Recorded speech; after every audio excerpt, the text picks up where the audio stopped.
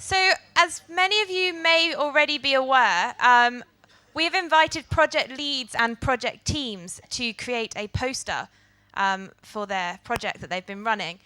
And we've opened up a competition, and people have been available on our microsite to vote for the poster that they think should win. And we're going to announce the winner, and we would like them to come and collect their certificate. And their prize is they win a meal of their choice for their project team. So the winner of the poster competition is the disciplinary process. So if a member of the team could please come to the stage to collect your certificate, that would be fantastic. Do we have any of the team here? Here we go. Another round of applause. Congratulations. Okay, I would now like to invite Dr. Robert Dolan, our Chief Executive, and Dr. Kevin Cleary, our Medical Director, to the stage, please.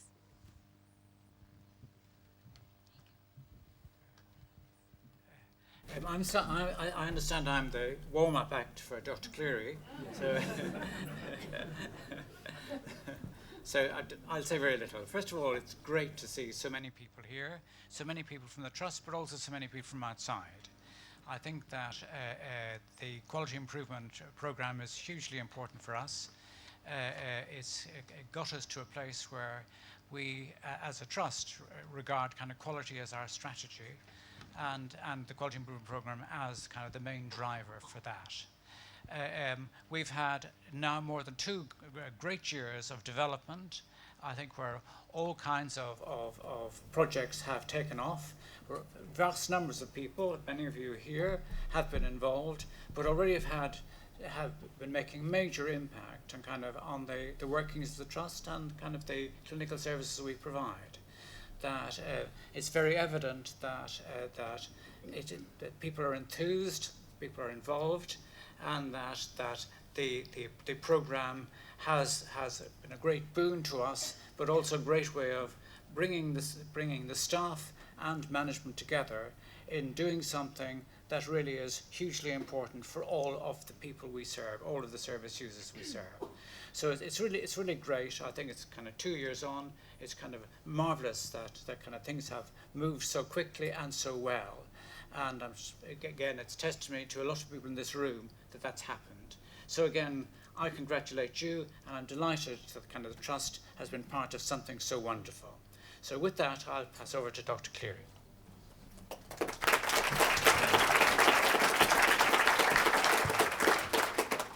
Thank you very much, Robert. The first thing that I would like to say is that when we started this work just over 2 years ago, I never really imagined that we would have had the success that we have had so quickly, that our staff would become involved so enthusiastically, and that it would actually have such an impact upon the quality of the care that we provide for our patients, service users, and carers. Because it's for them that we're doing this work. I've been working in the NHS now for 30 years, and I started off in mental health in East London. And things have changed dramatically over that time, for the better, I have to say. We take much better care of our patients and service users now than we did 30 years ago. We have a completely different attitude to how we engage with patients. But I think over the last 2 years, things have sort of dramatically changed for the better. Geraldine Strathdee, who's the National Clinical Director for Mental Health, said to me last week that one of the things that she thought was really important was communication, and she felt that mental health trusts were really bad at it. And actually, Jason mentioned this again this morning.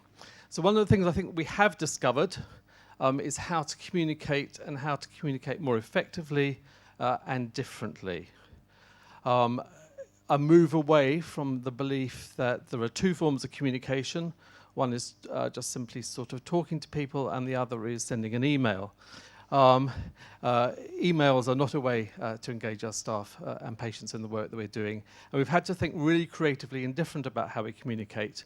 And the QI team have really shown us, I think, as an organisation, how you can approach communication in a very different way.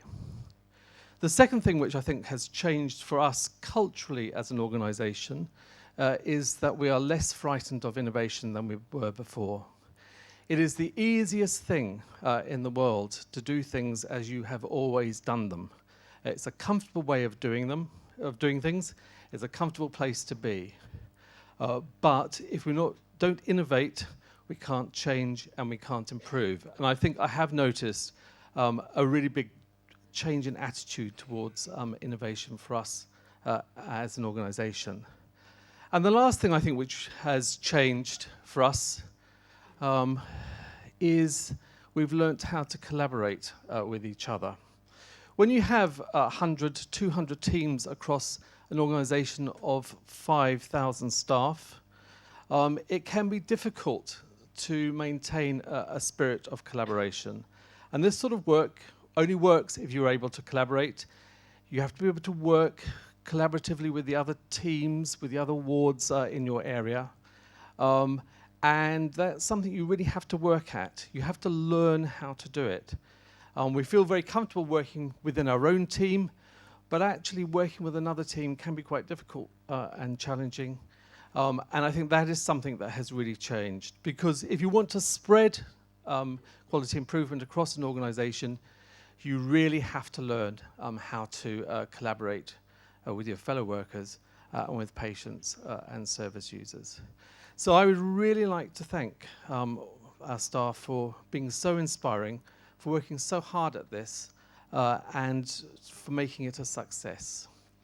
So I'm going to move on now. We're going to hear from two people. We're going to hear from Derek Feely, who's the Chief Executive of IHI and who was formerly Chief Executive of NHS Scotland, and Bob Lloyd, who works at IHI, Vice President there, and many of you will have seen from our teaching sessions. Thank you. Hi everyone. Hi everyone, it's Derek Feely from IHI, speaking to you from IHI's National Forum in Orlando, Florida. You're gathered at your big event of the year, your annual conference, and I just wanted to take 1 minute to reflect with you on the journey that you're taking and the work that we're doing together. I'm so impressed by everything I see. When me and my colleagues visited you, the sense of progress that you were making was palpable. You're setting a new path for the organisation, and everyone is looking at what you in East London are doing and are so impressed by the changes that you're making, by the improvements that you're seeing, by the results that you're generating. And the really impressive thing for me when I last visited you was to see the progress from boardroom to the point of care. Everybody committed to improving care for your patients, everybody committed to improving the health of the population that you serve.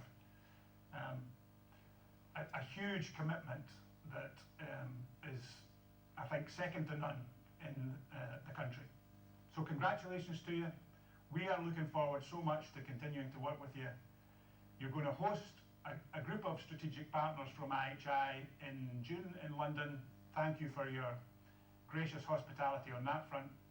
The summer camp is always a treat. You'll get to meet some of the top performing healthcare systems from right across the world. They will be hugely impressed by what you're achieving in East London. Thank you very much for continuing to be one of IHI's strategic partners. Thank you for all the work that you're doing for people in East London, and have a great conference. Hello, this is Bob Lloyd from the IHI. Thanks for inviting me to your conference today. I appreciate the opportunity to once again be with you. Sorry I can't be there in person. I just wanted to take a moment and reflect on our work in building capacity and capability for quality improvement throughout the Trust. You know, now we've had 3 improvement science and action programs. We've done a session for the board. We've had 2 site visits that we just finished up the second one last month. And during those times, we've been working on helping you improve your personal skills and knowledge, and also organizationally.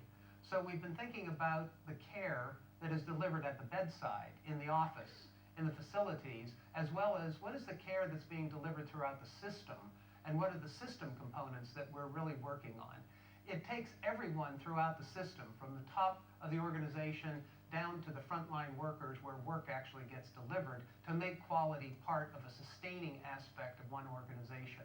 And East London Foundation Trust has been marvelous in the way you've set up the structures, the processes, and the culture that drive the outcomes that we're seeking.